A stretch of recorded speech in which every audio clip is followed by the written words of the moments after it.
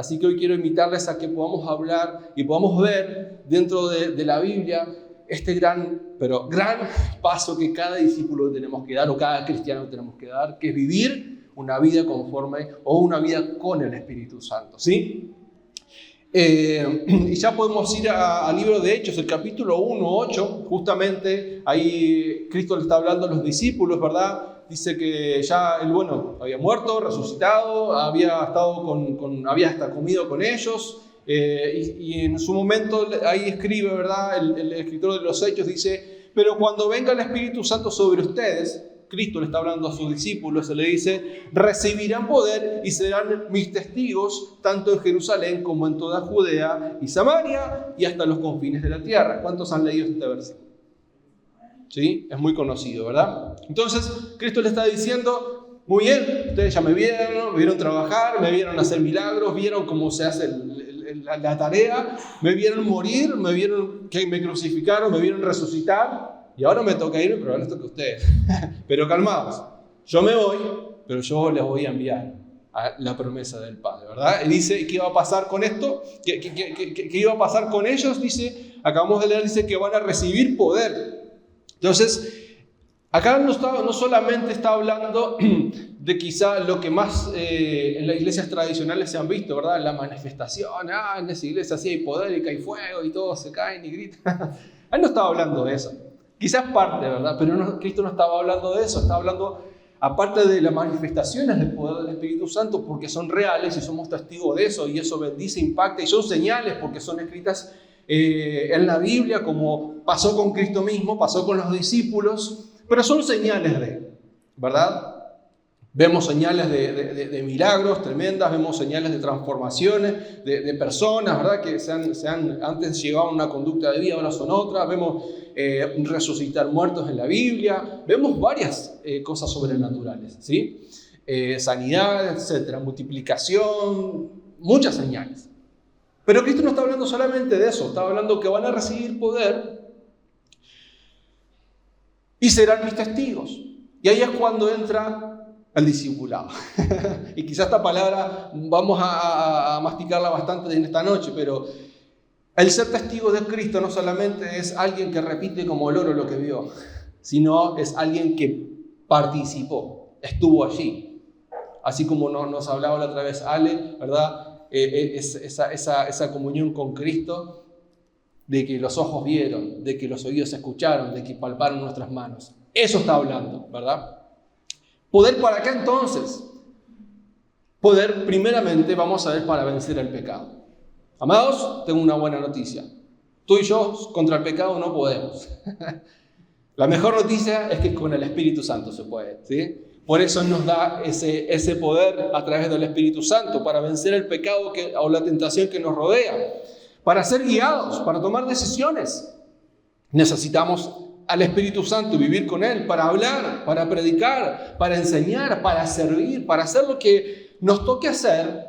Necesitamos la guía y la presencia del Espíritu Santo. ¿Cuántos dicen amén? Me encanta esta frase de Spurgeon, va a salir por allí. Dice, el Espíritu Santo no es un lujo para unos pocos, sino una necesidad para todos. Sin Él no podemos vivir la vida cristiana. Y me encanta porque cierra justamente el no poder. No podemos vivir una vida cristiana sin la presencia del Espíritu Santo. Podemos quizá leernos la Biblia, podemos saber mucho, podemos cantar bonito y podemos hacer muchas lindas cosas. Pero sin el Espíritu Santo no lo vamos a lograr en base a lo que Cristo quiere con nosotros, ¿sí? La Biblia nos enseña referente a esto y cómo vivir una vida con el Espíritu Santo, y esto es clave. Lo que hoy vamos a ver y los puntos que vamos a ver en esta noche es clave para una vida conforme a su voluntad. Así que vamos a cerrar nuestros ojos y entregar este tiempo en sus manos. Amén. Gracias, papá. Gracias por esta noche. Gracias por el desafío que tú nuevamente nos colocas. Y podemos venir en tu casa, Señor, a cantar, a alabarte, Señor, a darte gracias, a compartir con mi hermano, con mis familiares, Señor, gracias, pero también a escucharte a ti. Necesitamos ser formados por ti, necesitamos ser llenos de ti, Señor. Esa llenura que el mundo no la puede dar, que quizá todas las cosas pasajeras de este mundo no nos pueden llenar, es tu presencia.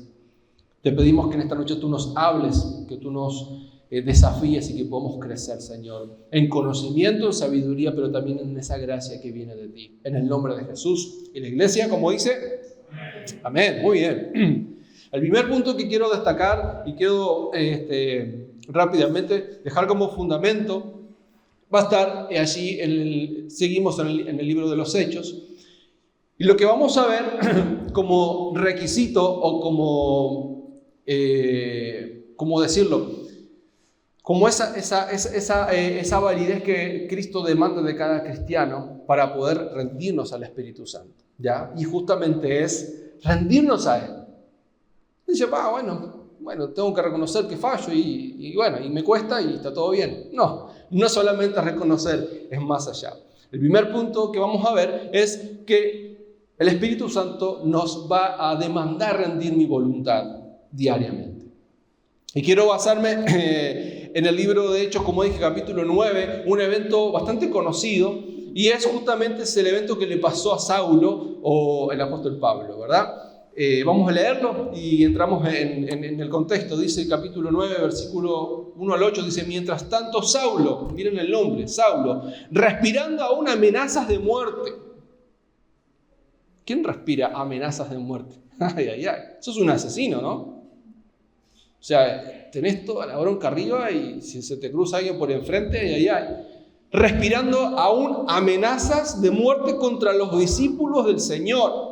Se presentó al sumo sacerdote, o sea, fue a la autoridad religiosa del momento y le pidió cartas de extradición para las sinagogas de Damasco.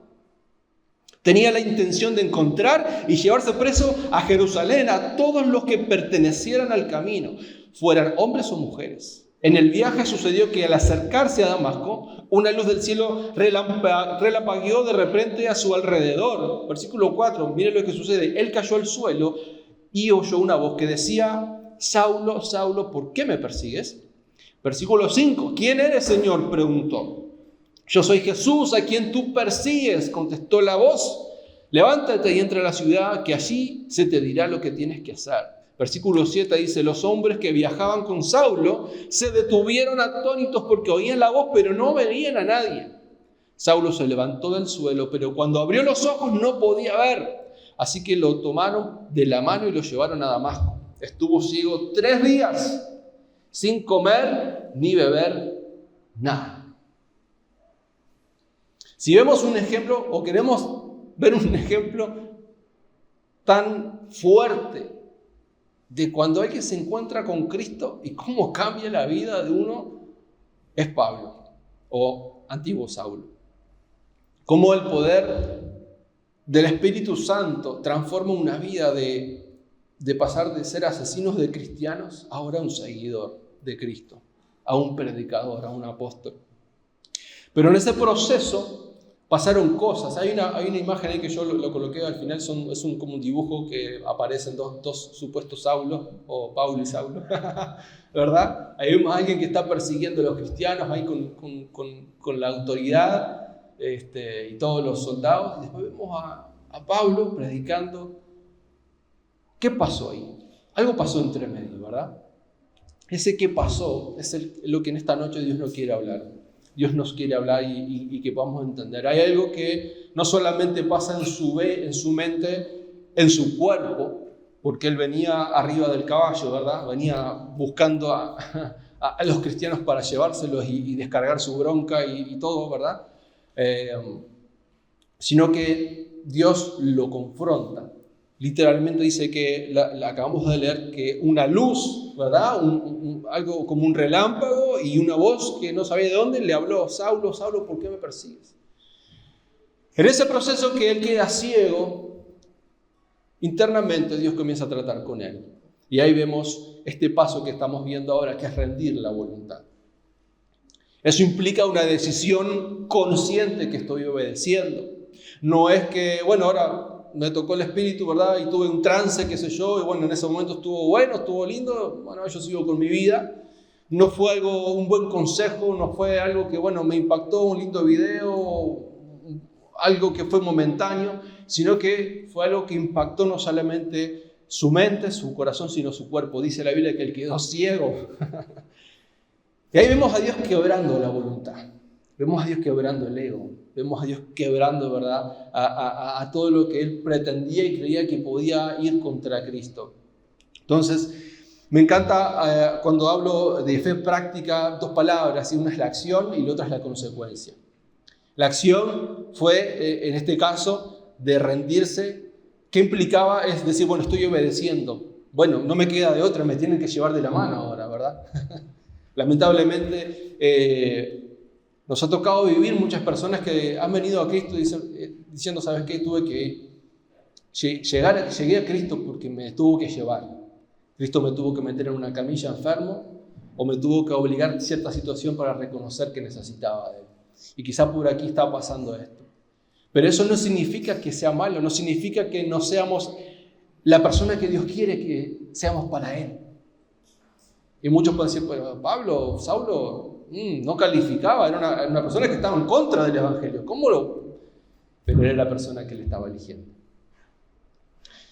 En ese proceso de acción tomó decisiones. Implica decir, bueno, ahora tengo que ser guiado, tengo que renunciar a mi ego y no me tengo que apoyar en mi propia razón. Por consecuencia, ahora Dios me guía.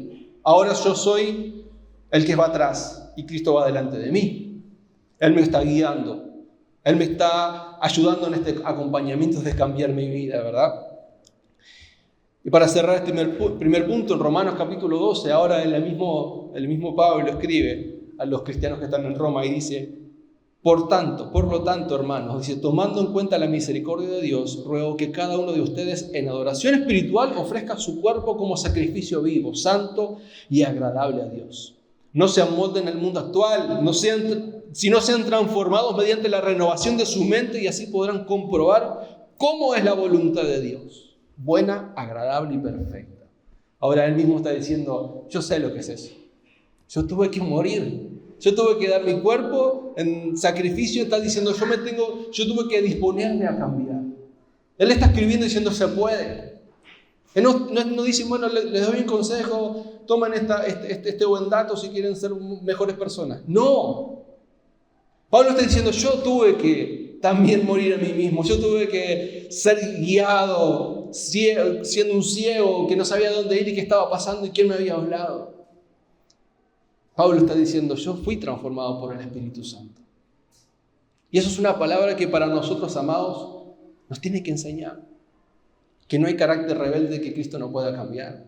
Que no hay vicio que Dios no pueda cambiar. Que no hay droga, ni alcoholismo, ni violencia, ni lo que se te pueda ocurrir en la mente que Dios no puede transformar. Él es Dios. Él nos transforma. Él nos cambia. Él nos quiebra. Pero ¿saben qué? Cristo no nos quiebra para matarnos. Él nos quiebra para mejorarnos. Porque estamos en sus manos. Amén. Muy bien. ¿Cómo puedo comenzar a vivir esta vida con el Espíritu Santo? Primero vimos es rendir mi voluntad. Rendirme a Él. Señor, sé tú mi guía. Segundo punto, es morir a nuestra carne. Puse allí morir a mi carne. A ver, ¿de qué se trata esto? El versículo 24 de Gálatas, el capítulo 5, dice lo siguiente. Dice, los que son de Cristo Jesús han crucificado la carne con sus pasiones y deseos. Si el Espíritu Santo nos da vida, andemos guiados por el Espíritu.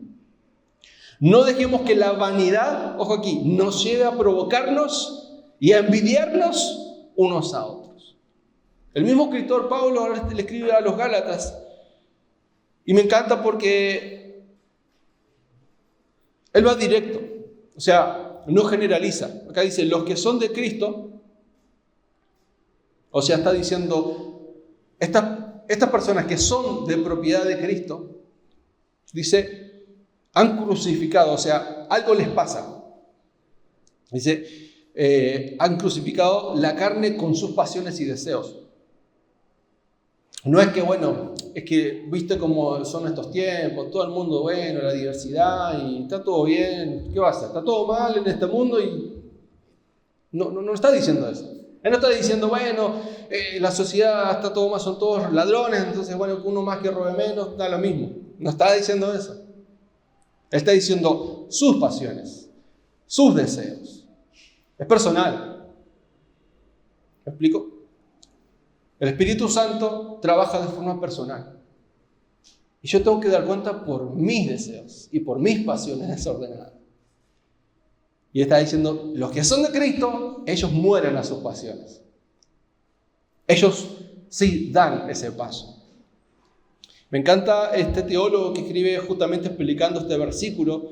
Va a estar esta frase, es un extracto en pantalla. Dice, la carne, entre comillas, que hay que crucificar, que es el principio del pecado que existe en nuestra naturaleza humana y caída, ¿verdad? En este mundo vivimos en cuerpos carnales, ¿cierto? ¿O alguien es como el hombre de acero? ¿Vive en un cuerpo de metal? No, vivimos en un cuerpo de carne, ¿verdad?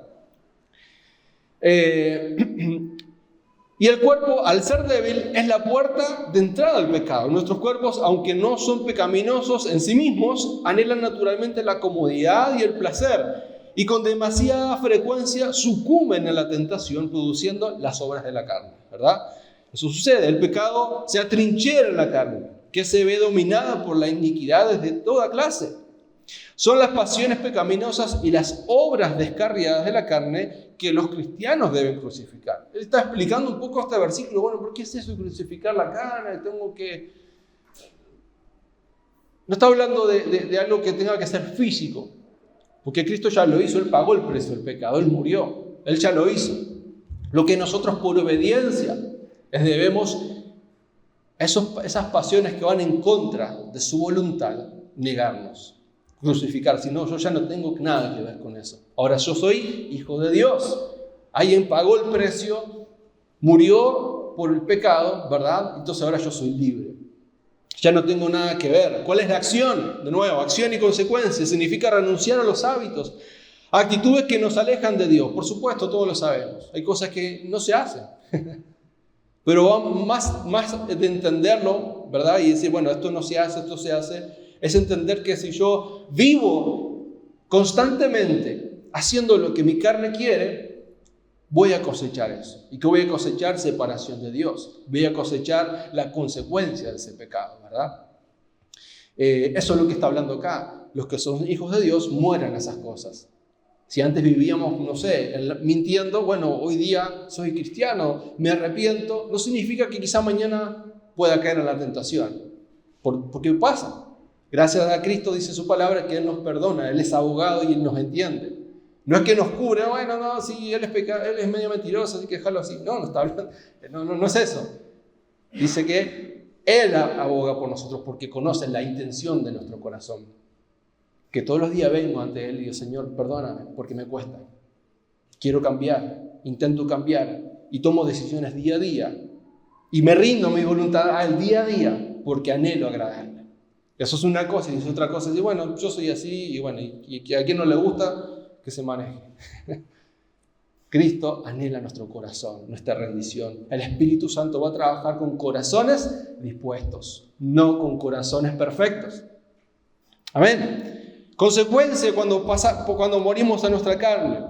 Estos frutos son evidencia tangible, ¿verdad? Estos son los frutos de la carne. ¿Cuáles son los frutos de la carne? ¿Cuántos han leído? Frutos de la carne, a ver. Peleas, envidia, celos, ¿verdad?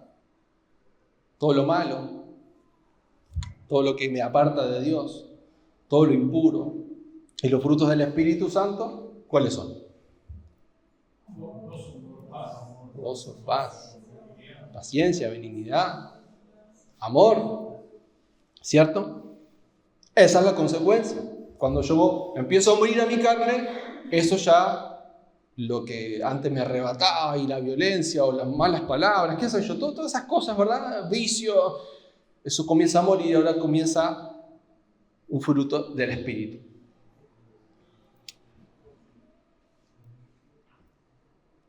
Lamentablemente, porque es un tema que nos pasa, digo porque nos pasa porque somos todos seres humanos y como decía hace un rato, vivimos en un cuerpo de carne.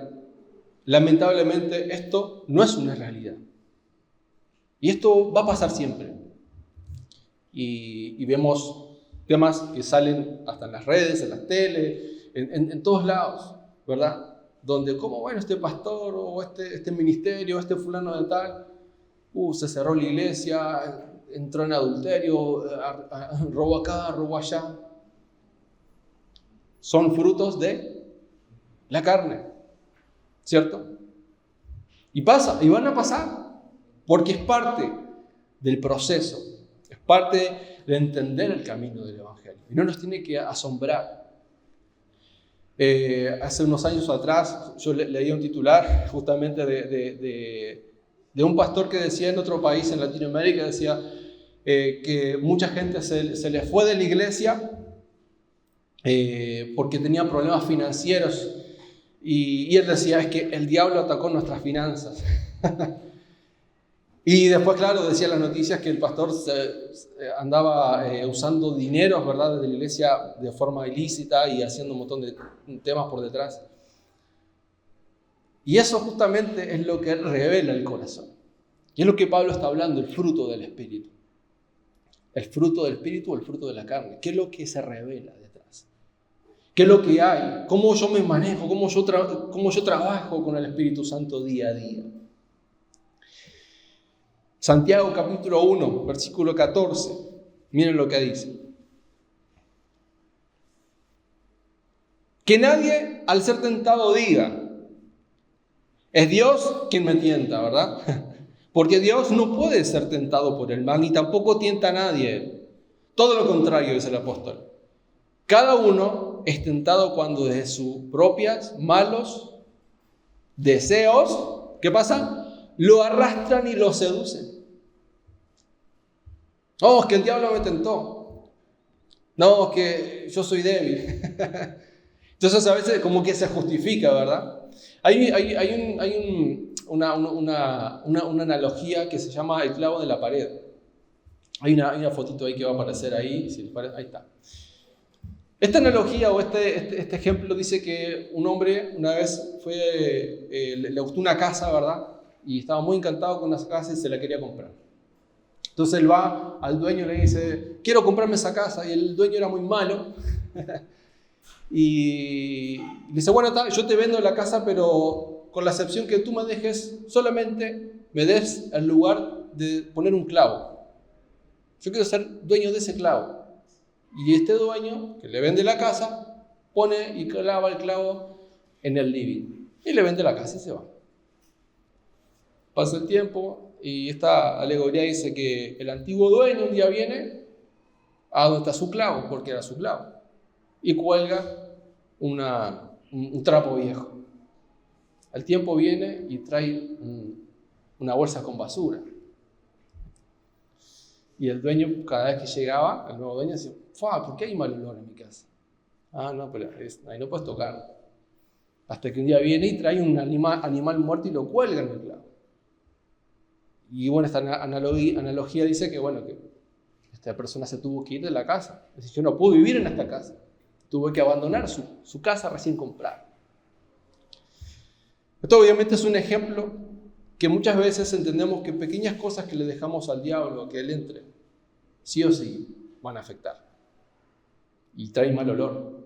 El pecado, por más que sea poquito, siempre nos va a afectar todo.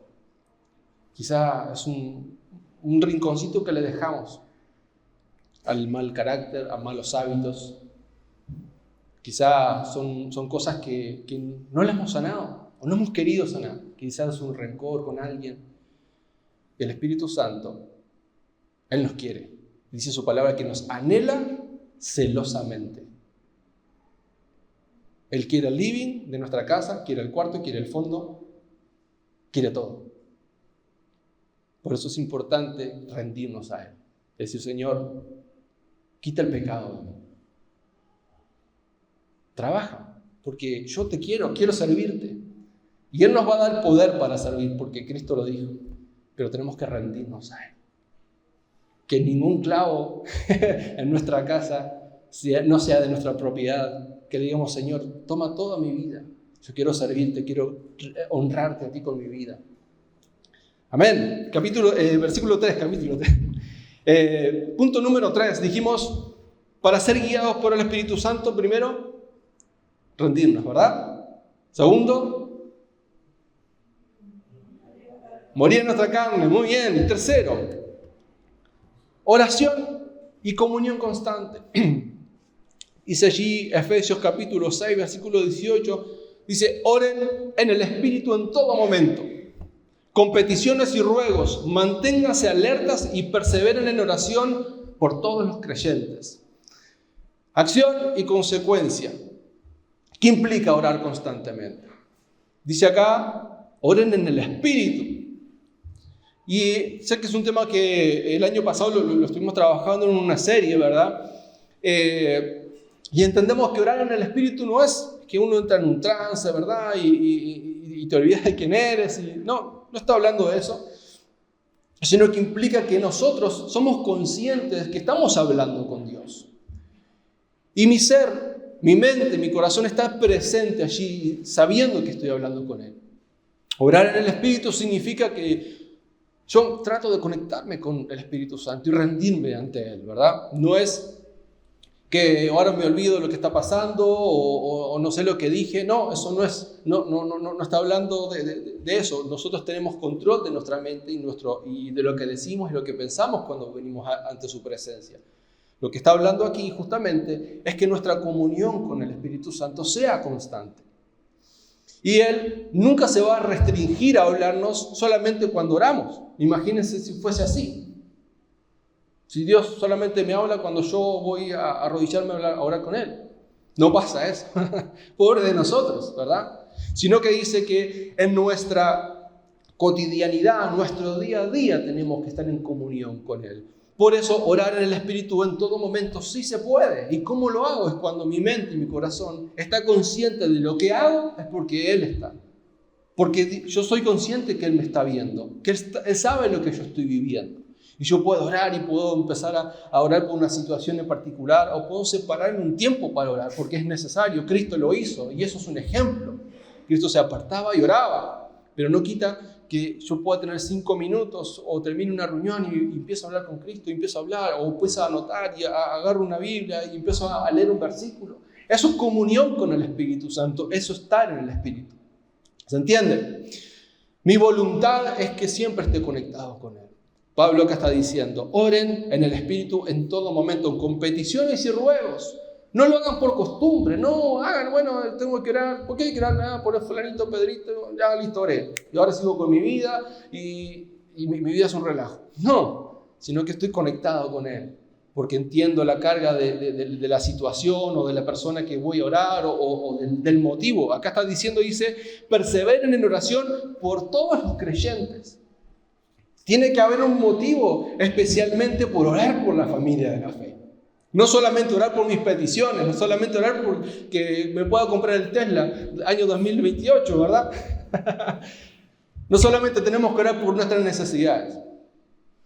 Dios las conoce, sino que tenemos que orar por aquellos que somos de la familia de la fe, por todos los creyentes. Eso habla de amor, habla de unidad, habla de que yo estoy compartiendo la carga. Cuando Pablo dice llevar la carga los unos de los otros, está hablando justamente de eso, que tu problema a mí me pesa y necesito saber cómo estás y cómo estás pasando y si puedo orar por ti y cómo puedo ayudarte. Orar en el Espíritu es hacer consciente de mi necesidad, pero que hay un Dios soberano.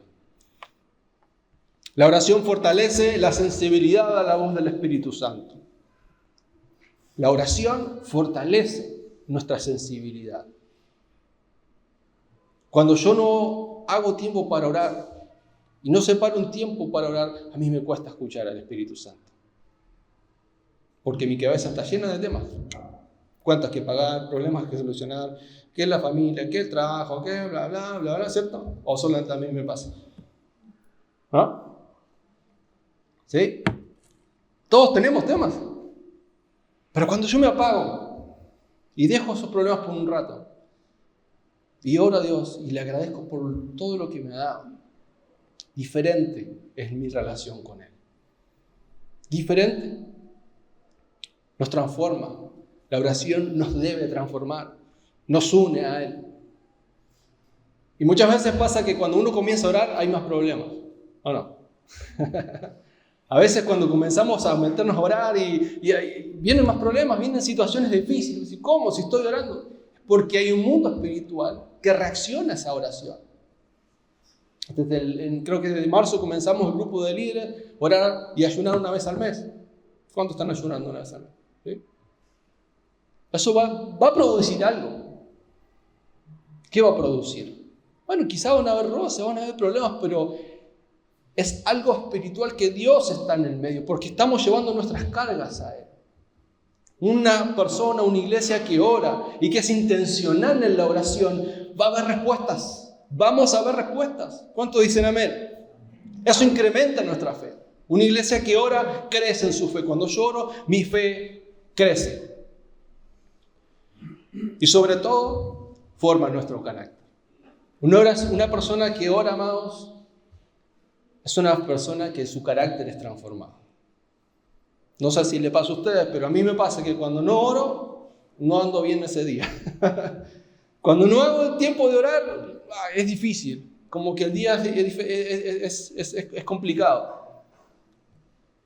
Porque muchas veces, amados, necesitamos eso. Necesitamos conectarnos con el Espíritu Santo. Necesitamos estar a solas con Él. La oración nos transforma. Si no, pregúntale a Pablo. ¿Habrá transformado su vida el Espíritu Santo cuando oraron por Él? ¿Habrá transformado la vida de los discípulos, de los apóstoles, estar en oración? Cristo es el mejor ejemplo. Hagamos el tiempo de que el Espíritu Santo nos transforme. Me encanta lo que dice John MacArthur acerca de la oración. Dice una frase que él escribe en uno de sus libros, dice: la oración no es un intento de hacer que Dios esté de acuerdo conmigo, sino de conformar mis deseos a su voluntad. De eso se trata la oración.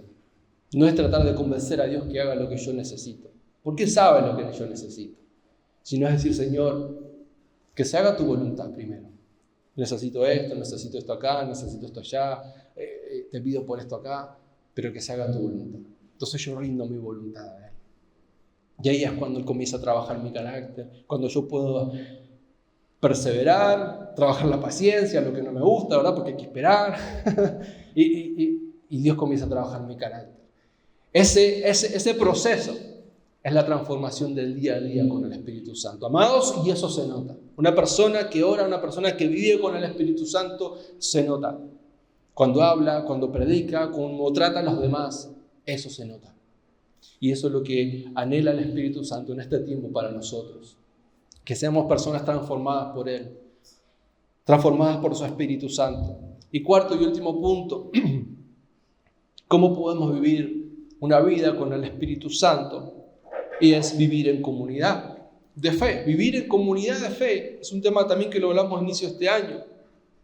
En Hebreos capítulo 10, versículo 24, ahí dice, también es un consejo que está hablando el apóstol, dice: preocupémonos los unos de los otros, a fin de estimularnos al amor y a las buenas obras. No dejemos de congregarnos como acostumbran a hacer algunos, sino animémonos unos a los otros, con mayor razón ahora que vemos que aquel día se acerca. Acá está hablando justamente de ser iglesia, de ser, no solamente de asistir, porque asistir a la iglesia no nos hace iglesia. Congregarnos no te hace iglesia. Congregarse es sentirnos parte, es sentirnos familia y hacernos sentir familia. Acá hay muchos verbos. Dice: preocupémonos, estimulémonos, animémonos. Son varios verbos que está hablando de más de uno, ¿verdad? Cuando nosotros, amados, vivimos en oración, como hablamos, siendo transformados por el Espíritu Santo, luchando con nuestra carne, poniéndonos en oración, necesitamos la comunidad. Porque cuando estamos en comunidad, amados, es donde el Espíritu Santo se mueve. Y yo puedo escuchar el consejo de la persona que tengo a mi lado. Puedo sentir su oración. ¿A alguien le gusta que alguien venga y ora por uno? ¿Cierto? Uno se siente confortado, se siente reanimado. ¡Qué bueno, están orando por mí! Me siento acompañado. O ponemos un mensajito en el grupo: oremos por fulanito, oremos por esta situación, lo que sea. Porque somos una familia espiritual. No solamente somos un grupo de personas que venimos, que nos gusta juntarnos y pasarla bien, sino que hay una familia espiritual. En la familia espiritual se cuida, se ama, se ora, se preocupa, se anima. Y podemos pensar diferente, claro. Y podemos quizás no estar de acuerdo, por supuesto. Cristo no nos llama a estar todos de acuerdo, es imposible. Nos llama a estar unidos, a entender que a Él hay que seguir. Y hay un propósito en esa unidad. Es la unidad del Espíritu Santo. Y es lo que el enemigo siempre va a querer atacar. La desunión. Que uno piensa ya, que uno esté enojado con el otro, que uno esté... Eso va a pasar. Por eso necesitamos estar unidos, amados, en oración, creciendo y creciendo juntos.